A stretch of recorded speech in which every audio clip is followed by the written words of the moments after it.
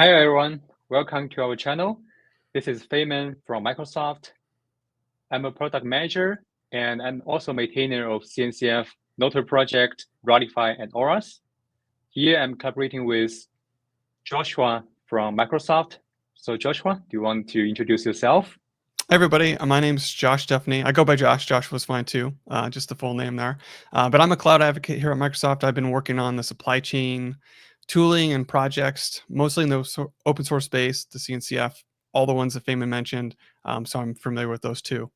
But happy to be here. What do we have in store today, Feynman? Yeah, we have a bunch of content and open source projects that we want to share with all of you. Actually, we at Microsoft, we started Continuous Secure Supply Chain back in 2022. After a few years practice, it has been a rewarding journey to ensuring secure and compliant continuous secure supply chain practice across the whole company. We also build open source projects, tools, and services for our first-party users and third-party customers. While we also established a standard continuous secure supply chain framework for the whole industry. So I believe in today's sharing, we are targeting platform engineers, security engineers, and DevOps engineers, as well as IT professionals to learn best practice from our continuous secure supply chain framework. Awesome. Those are all my previous roles before joining Microsoft, is all those. So my past self would have been your target audience. Wow, awesome. Well, I think we can start from why continuous secure supply chain matters for you. So Josh, would you mind share some insights and experience from you? Yeah, well, the main reason we're here today sharing this framework and the main reason that Microsoft's put such an investment into this is to avoid this exact thing that you see on the screen, which is being in the headlines for a security breach. And a security breach, well, a lot of the security breaches that have happened in probably the last 5-10 years, and increasingly so, are related to the supply chain. And so this is the main reason. So if you wanted to have any reason to continue to listen and see what this framework is about, this is it. It's to avoid being or avoid having your company's name in these headlines so that you can be more secure in your consumption and delivery of software. So that's what we're going to get into next. But before we do that, I want to talk a little bit about more specifically why this is more important to people that are working in the cloud native space, because we the people in the cloud native space operate a little bit differently. We don't have everything so closed. We're not building everything from scratch. So if we hover to the next slide, I'll give you a couple of reasons why, if you're working in the cloud native space, this is going to be more pertinent to you. So these lessons here, I'm not going to go through all of them exactly, but all of these should kind of ring true. We're in this new world where we're not writing every line of software for ourselves anymore. We have a problem and we're going to go grab a framework, or we're going to go grab a package, or even if we're developing an application and we've got it containerized, we're not even going to build the base image of that container anymore. We're going to pull it from somewhere. And so the consumption and this reliance on open source introduces or comes with a lot of risk to it. The other reason that I want to mention here for cloud native people is the rising complexity. That is the number one complaint that people get when they go and say, hey, we actually need some kind of container orchestrator to manage all these containers that we're deploying all of our production apps on. And then they install Kubernetes and they start to use that, or they've already adopted it. And the number one complaint there is like, there's a lot going on here. This is getting really complex. And so that complexity leads into kind of the second to last gap, where we have this fragmentation. We mentioned earlier that we're more targeting platform engineer, DevOps engineers, but oftentimes those people are running things that another team built. And so there's this gap in responsibilities because now they're shared. This team over here built this container, this team built this one, and now my team, if I'm the DevOps team or platform team, is responsible for running it. So where in the mix does all of that responsibility lie? If it's in the application, okay, it's their team, but who's checking on them to make sure that they're updating the vulnerabilities that are in the application code? Or if it's on your end where there's OS level vulnerabilities and it's on your team. And so it just gets more difficult to discern. And if there's not true ownership of the whole thing, it's easy for things to slip through the cracks. The other one that I want to mention just briefly is the accelerated release. There's a really good, what is the book from? Is it Nicole Forsgren? Something release. Mm-hmm. Velocity. There's the title, Velocity, of how we can get our companies to move faster. And that's a wonderful thing. But as we move faster, we start to not look at things so closely.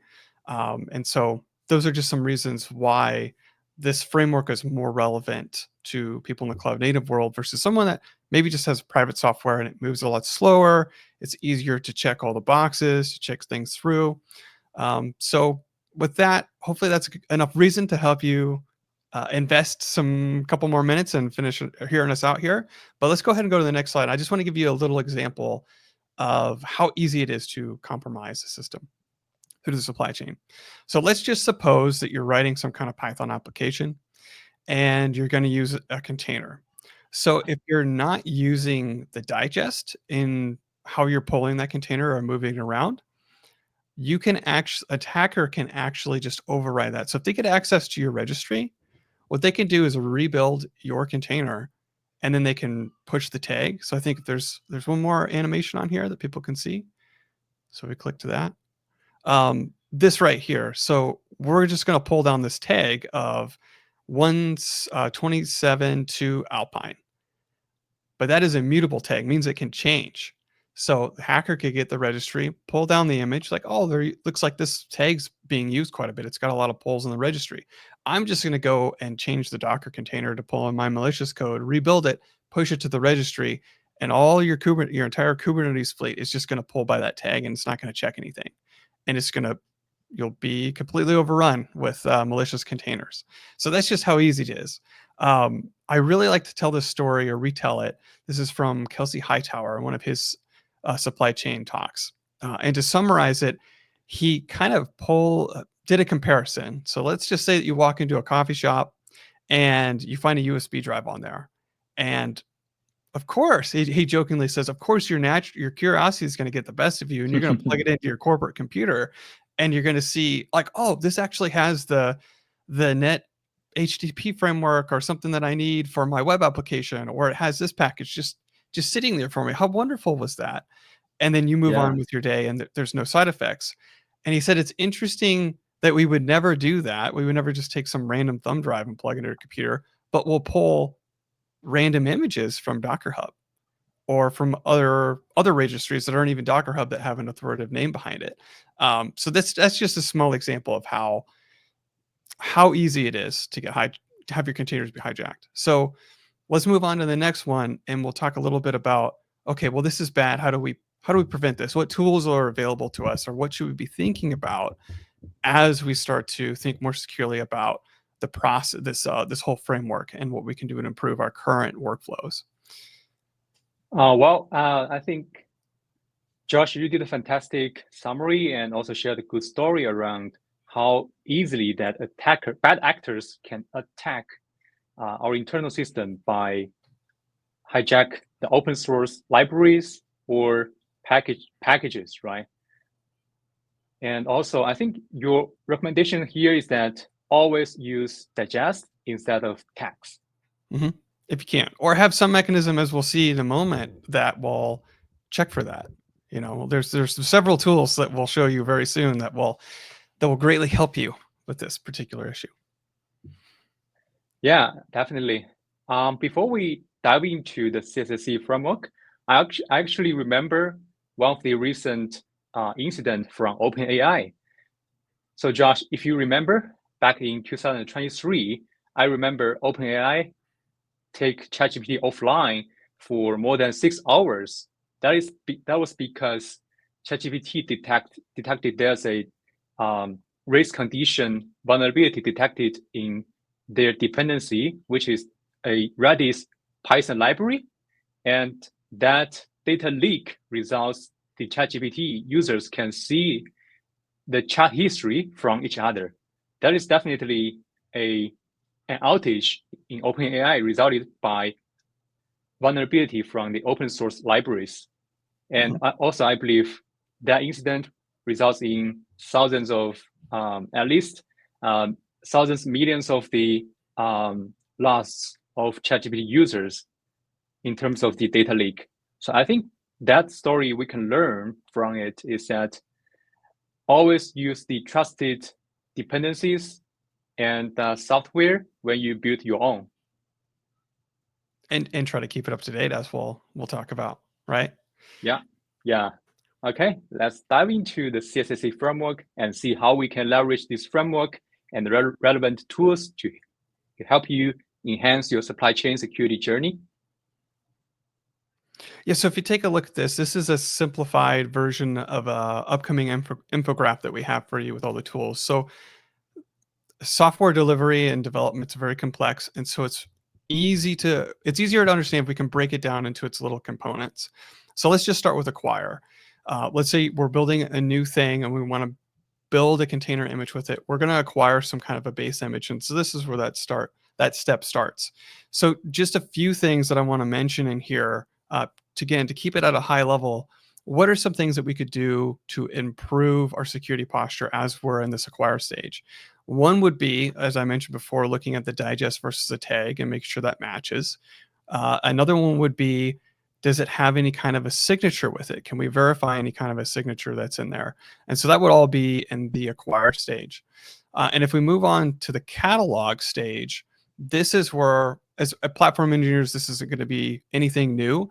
We're going to have or want at least some kind of internal registry where we don't want to recreate the wheel every time with base images, but we want to have them kind of inside our local networks so that we can pull from them and we could turn them into golden images. We can patch them, we can update them, we can make little tweaks that we want to them and put them somewhere internal where that's the image that's going out to our production systems, not an image that's straight from Docker Hub. And then if we go into the build stage, just a few things that I will have. There's way more in here that we'll see in the next slide and sequential videos in the series. But again, to keep it brief, the build stage, what's important there is there's an opportunity in the build stage to remediate some of those dependency vulnerabilities. So there's a tool I've been working with it a lot. I really, really like it, called Copacetic. And they right now only do OS patching, but they are investigating application level patching. So there are tools that exist in the CNCF that automate a lot of this headache for us. But in the build stage, there is an opportunity for us to add those tools in and patch as we're building. So we build the container, then we immediately scan it and check. So we want to use a scanner like Trivy. There's a couple other scanners out there. Trivy is the one that comes to mind, to see if it's vulnerable and patch it before it even goes into our catalog or deployed. And so then we move on to the deploy stage. This is natural progression of software development and CI/CD. We want to deploy it, but as we deploy it, and I would say, I don't know where pushing the image would fall. Probably in build, maybe deploy, probably build. But we can sign it and to give kind of our stamp of approval and some authenticity to those images that would go on a registry. And then so when we go to deploy, to bring in another project that we'll talk about is Ratify, which is an admission hook. So we can say, hey, if this isn't signed by somewhere I trust or myself, I'm just not going to let it run. And that avoids so many headaches in and of itself. So there's one thing that we can do there. There's many more. That's just a single one. And then we go to run. We want to be able to have some kind of mechanism to continuously monitor these images and let someone know, let the platform team know, like, hey, this container, it's running. This application's been running really great for a year, but the base image is now a year out of date and there's vulnerabilities in it. What can we do about it? So that's in the run stage where we want to put in place some continuous monitoring. And so if we go to the next slide, we get to see this overwhelming amount of amazing tools that we have at our disposal. So as I mentioned in there in the catalog, and well, in the acquire, there's Trivy and Copacetic. You could actually do scanning and patching then. You'll see that that's kind of repeated throughout. You could do it at every stage. But then Notary in the catalog. Let's sign this. Let's put a digital signature on here. Maybe we'll want to generate an SBOM with it to give more details of what's actually in the software. My favorite one, just a quick summary of that, would be Dependabot being able to do PRs into repos to update based on patched images. So we've got a new one. It's the same image, but it has less vulnerabilities. Dependabot will just automatically open a PR to do that.